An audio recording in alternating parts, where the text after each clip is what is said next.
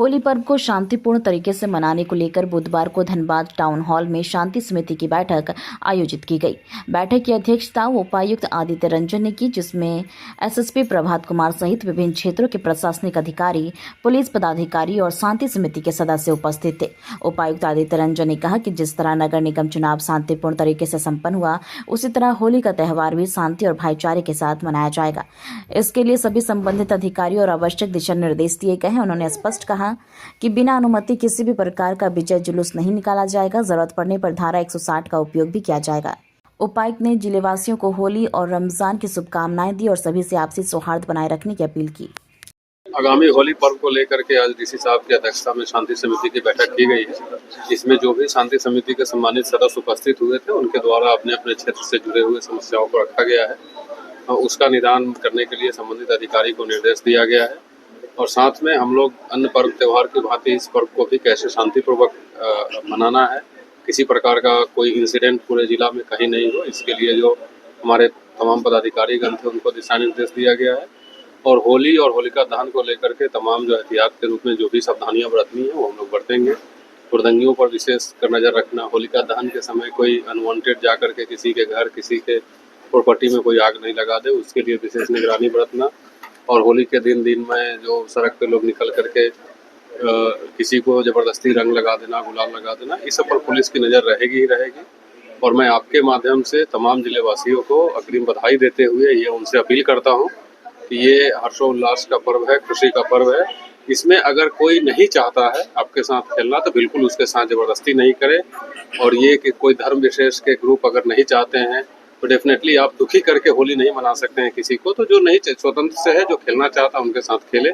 Public place में ज़बरदस्ती हुड़दंगई करना, सड़क पर नशे की हालत में गाड़ी लेकर के चलना, ये सिर्फ गैर कानूनी ही नहीं बल्कि आपके परिवार के लिए बहुत ही खतरनाक सिद्ध हो सकता है। तो इन सब का ध्यान रखें और किसी भी आकस्मिकता की स्थिति में नज़दीकी थाना से संपर्क करें। 112 नंबर 24/7 फंक्शनल है, उस पर कॉल करें। जो हमारा कंट्रोल रूम का नंबर चुनाव से पहले जो हम लोगों ने प्रसारित किया था वो भी एक्टिव रहेगा, उस पर संपर्क करें।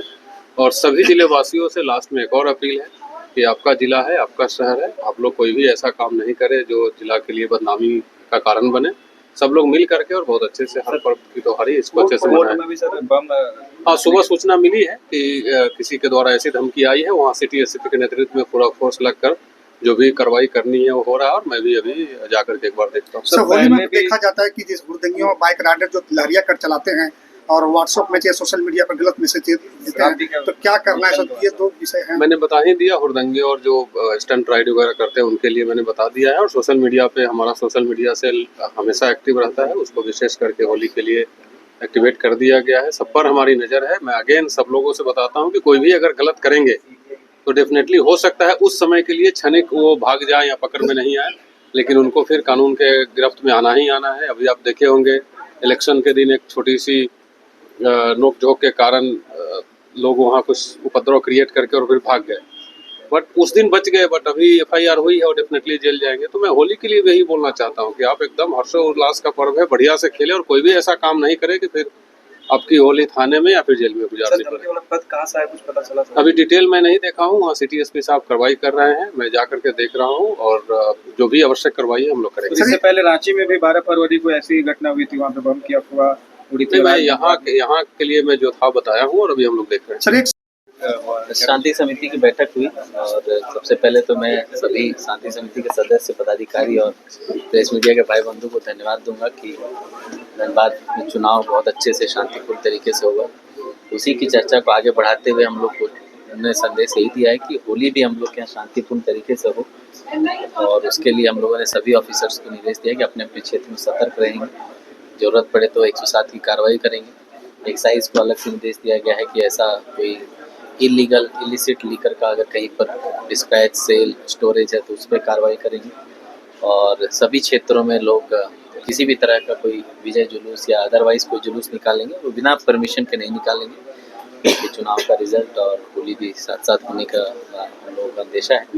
मेरी आम लोगों से बहुत अपील होगी कि शांतिपूर्ण तरीके से पर्व त्यौहार मनाएं और अंत में आप सभी को होली और रमजान की बहुत बहुत प्रदूषण पानी और सफाई को लेकर क्या कुछ करने देखिए हर एक शांति समिति के बैठक में आता है और ये हम भी समझते हैं कि पर्व त्योहार के टाइम में बिजली, पानी, स्ट्रीट लाइट्स ये सब सुदृढ़ दुरुस्त रहना बहुत आवश्यक है, क्योंकि लोगों के घर में गेस्ट आते हैं, दूसरे जगहों से लोग अपने अपने घर में आते हैं जो बाहर काम करते हैं, तो उनको एक अच्छी सुविधा धनबाद जिला प्रशासन, धनबाद नगर निगम, धनबाद पुलिस प्रशासन देना चाहता है।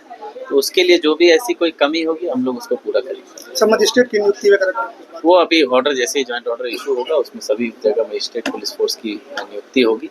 संख्या बल एसएसपी साहब बताएंगे, बाकी अन्य सभी तरह से हम लोग तैयार हैं। कंट्रोल रूम 24/7 फंक्शनल रहेगा एज यूजुअल, और कंट्रोल रूम में जैसे कि इलेक्शन में हम लोग को लगभग 110 के आसपास कंप्लेंट आए थे, उसमें से 108 हम लोग on the day same day resolve किए। तो कंट्रोल रूम में जो भी ऐसी शिकायत आएगी, आम आदमी की हो, पदाधिकारी की हो, कर्मी की हो, प्रेस मीडिया के भाई बंधु की हो, तो हम लोग उसको on the spot same day resolve करने का प्रयास करेंगे। ठीक है।